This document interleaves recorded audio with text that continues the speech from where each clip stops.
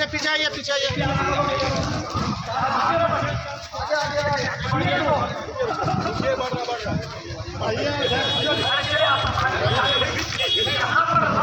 पूरे झारखंड में 260 सरकारी प्रखंड है और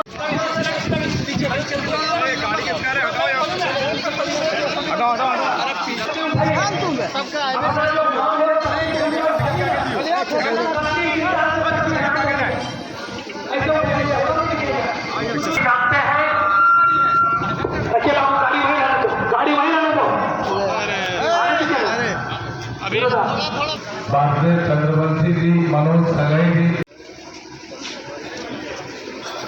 आज पूरे झारखंड प्रदेश में आज भारतीय जनता पार्टी गिरिडीह जिला के द्वारा और झारखंड प्रदेश के प्रदेश नेतृत्व के निर्देशानुसार पूरे झारखंड के सभी सरकारी प्रखंडों में ठीक उसी प्रकार से गिरिडीह जिला के 13 प्रखंड मुख्यालय में भारतीय जनता पार्टी आदिवासियों के सम्मान में उतरे हैं मैदान में।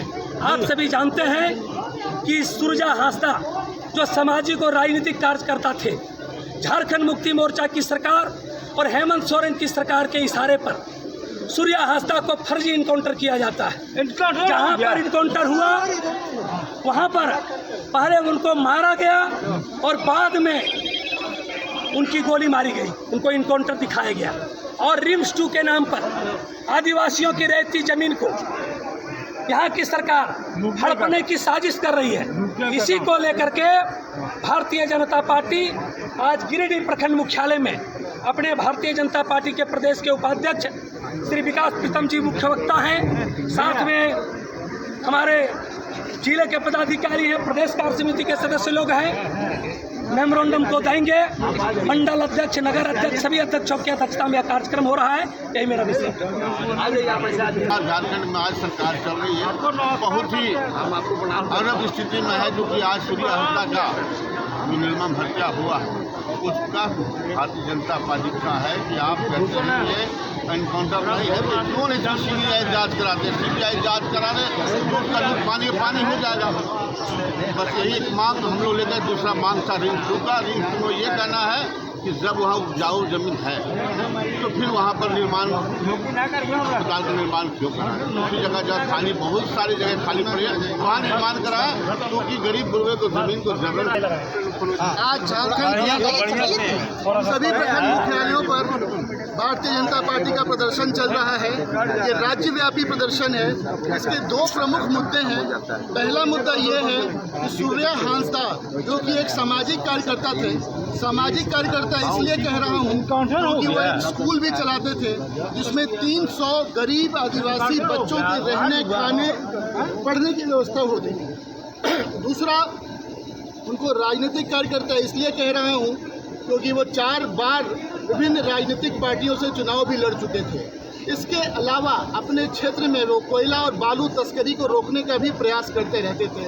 इन सब कारणों से वो सरकार की आंखों में किरकिरी बन चुके थे और सरकार के इशारे पर पुलिस ने किसी एक जगह से उनको उठाया, किसी एक जगह उनको मारा और किसी तीसरी जगह उनका शरीर मिला।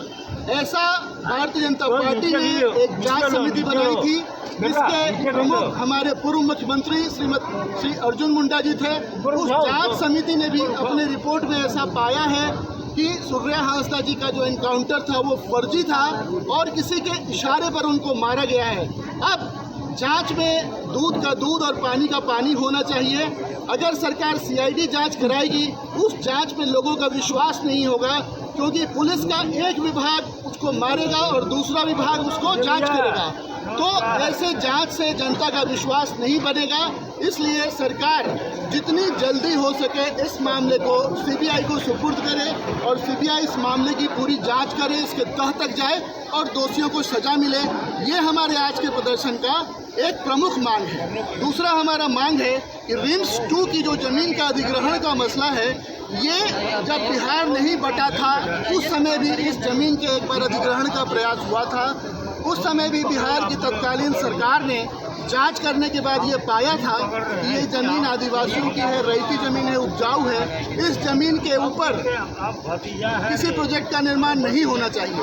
उसके बाद ये मामला ठंडा पड़ गया था, लेकिन राज्य में झारखंड मुक्ति मोर्चा कांग्रेस की सरकार जब बनी, सरकार की कुदृष्टि दोबारा इस ज़मीन पर पड़ी और इस ज़मीन को सरकार ने अधिग्रहण करने का प्रयास किया। ये सरासर गलत बात है, अनुचित बात है। आसपास बहुत सारी ऐसी ज़मीनें हैं जहां इस तरह के प्रोजेक्ट्स का कार्य हो सकता है। इसके लिए आदिवासियों की रईती ज़मीन, उपजाऊ ज़मीन को अधिग्रहित करने का कोई कारण नहीं है। इन दो मांगों को रखकर आज पूरे राज्य में हम लोग प्रदर्शन का आयोजन कर रहे हैं।